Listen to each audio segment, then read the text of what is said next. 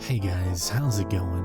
This is Natnator. Welcome back to your weekly dose of Creepypasta. Hope everything is going really well with you all. No news for you this week, it's just been work. Isn't it kinda depressing that we barely just got off Christmas break, and I'm already dying for this year to be over so I can be on break again? That's life, I suppose. We deal with it. Anyway, before we jump into the story, I want to thank the members of the Coven over on Patreon. Shoutouts as always to the Disciples, Tiffany, Backwards D-Dog, Vera Ohio, Jelly, Teddy Dog, Patrick White, Backapuff, Bubbly Panda, Sammy Sama, and Auntie Pat. Thank you guys so much for being absolutely amazing. Really appreciate y'all. Now, as always, turn out the lights, get comfortable, and let the story begin.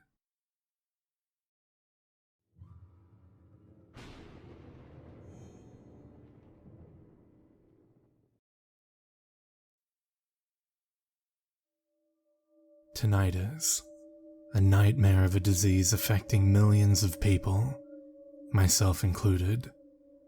How could I best describe this condition? An incessant, nail-on-a-chalkboard screeching that goes on for every minute of every day. Just imagine never experiencing the true bliss of utter silence. Maybe it's not too uncommon to hear a vague ringing, especially for people like me, who'd grown up to become an obnoxious teenager with no regard for volume control. Understandably, my parents weren't happy about my blasting loud music at all hours, but what kind of teenage rebel would I have been if I listened to my parents? Ultimately, my punishment would be given years later, when I started hearing a faint ringing. At first it was a rare occurrence, but at present, I can't even fall asleep without the aid of a loud, white noise-producing machine. Even then, my quality of rest is debatable at best. During the early days, I was willing to try anything to stop the godforsaken noise. Rainstorms while sleeping, earwax removal, even a small dose of antidepressants. Nothing worked.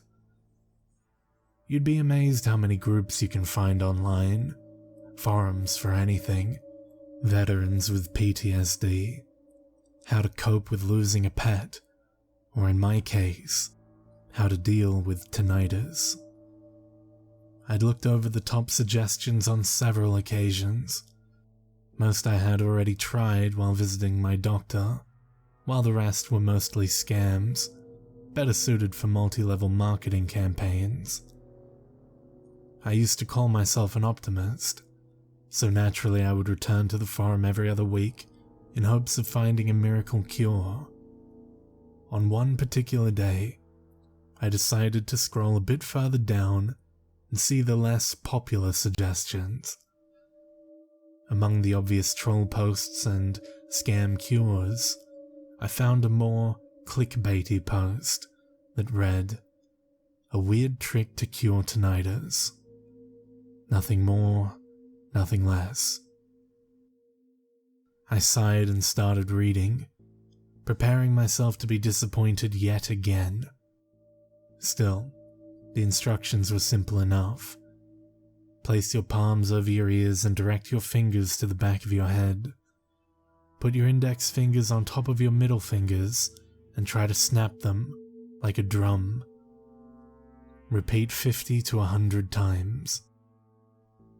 There were no comments below, as the post was relatively new.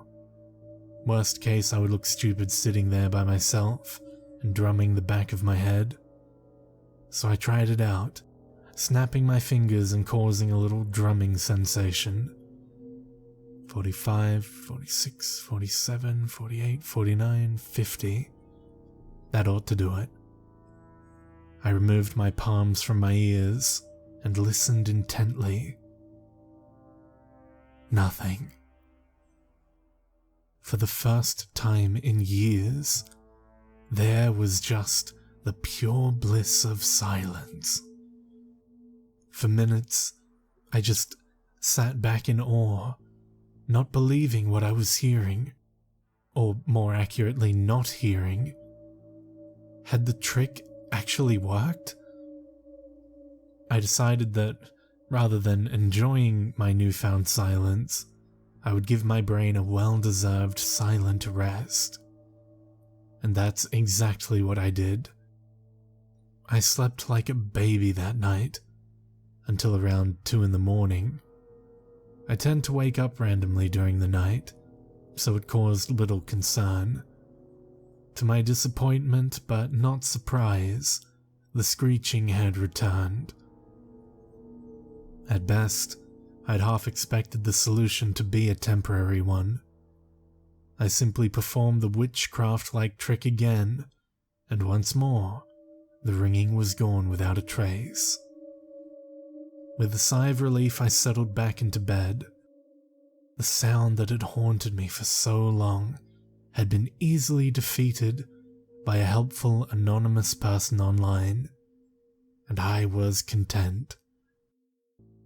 Only then did I realize that I wasn't enveloped in complete silence. Rather, there was something else cowering in the dark, only making its presence known by a soft thump. Could it be my own heartbeat? After all these years, would I now be haunted by a new sound? I held 3 fingers on my neck and felt a pulse. It didn't match the sound in the darkness. Although I tried, placing the sound proved to be a challenge. With each passing thump, I tried to pinpoint its origin a little bit more precisely. I went so far as to open every cupboard in my apartment, checked in the hallways, and lastly, placed my ear against the wall.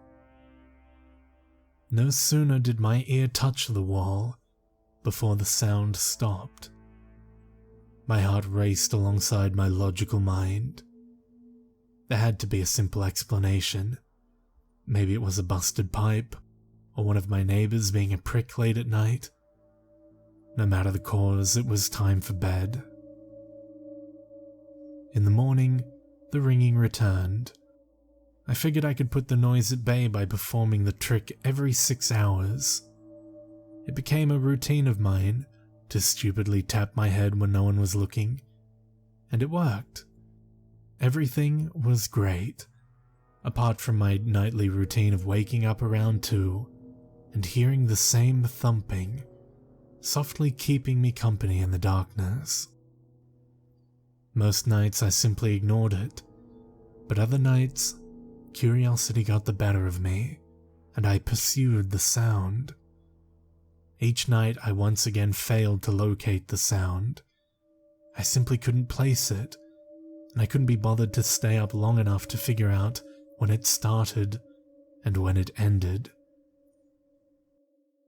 I tried to talk my neighbors into investigation, but they scoffed at the idea of waking at such late hours.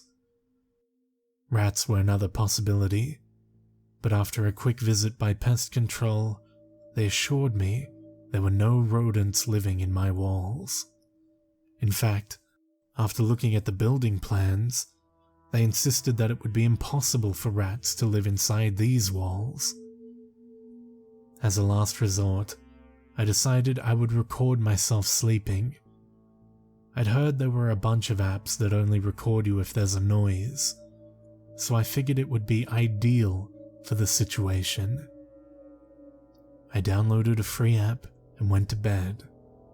Just like every night before, I woke up around 2 a.m., but I decided I would ignore the sound and let my phone do its work.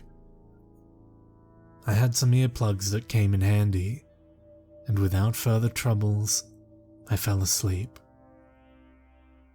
After waking up the following morning, I brewed myself a much-needed cup of coffee and sat down, figuring I could run the recording through audio editing software to look at the amplitude of the sound waves, rather than listening through it all. The thump started around midnight and kept going for several hours. Aside from that, I mostly found sounds of myself shifting around in bed. However, at 3:30 a.m., there was a short pause consisting of complete silence, as if every sound had been erased from existence. It was not more than a minute before the sound returned, but it was no longer a soft thumping. It sounded more like whispering, just incomprehensible voices talking to no one in particular, raspy and tired. I couldn't make out what was said on the recording. My phone wasn't exactly a technological wonder. In fact, I had no interest in finding out. If anything, I would have preferred to leave the apartment and forget about the whole thing. But being a poor student without any nearby family, I had no other option than to stay put. Besides, I still thought there might be a logical explanation. After some hesitation, I came to the ridiculous conclusion that if I could hear the actual whispering, I could probably locate the culprits. So when night came, I went to bed, fully expecting to be awoken around the usual time, and from then I would search for the source of the noise. 2 a.m. rolled around, and I was awoken by the familiar, eerie thumping. Where it had once been a welcome, intriguing part of my nightly routine, it had now become a dreaded enemy. It was relentless, not stopping for a single second, and as before, I had trouble identifying the exact location it was emanating from. Like an auditory illusion, it seemed to echo throughout the room, coming from everywhere and nowhere all at once. At precisely 3:31, the sound abruptly came to a halt. I held my breath in anticipation, waiting for the mysterious voice to start talking. As expected, the whispers began. Unlike the thumps, however, I could immediately discern their origin. They came from the wall directly behind my bed. I knew there couldn't possibly exist anything behind the wall. No apartment nor crawl space, just a concrete barrier separating my room from the outdoors. I crawled onto my bed with caution, as if approaching a wild animal, and carefully pressed my ear to the wall. The whispers started to become more focused, morphing into a single, understandable phrase. "We know you can finally hear us." It sounded like several broken voices merged into a singular entity. I jolted back on my bed, where I remained frozen in fear. "Thank you for letting us in." The voices continued before falling silent. I began to feel faint, and it took me a while to realize I hadn't been breathing for quite some time. I forced a gasp, bringing air into my lungs, and desperately tried to calm down. While trying to come up with a plan, the thumping returned. Only this time I heard exactly where it came from.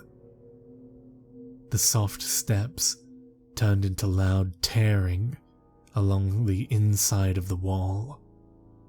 It moved with each step, working its way toward the hallway outside my bedroom. I could vaguely make out a shadow beneath the door as it moved past. I always keep my bedroom door locked, a habit formed during my time spent living with intruding family members, but I knew that wouldn't stop whatever abomination I'd let loose simply by acknowledging its presence. The creature started knocking on the door, a playful thump with each knock. one I had become accustomed to over the past few weeks. It spoke to me with its now familiar broken voice. "It's too late to lock us out now," they said.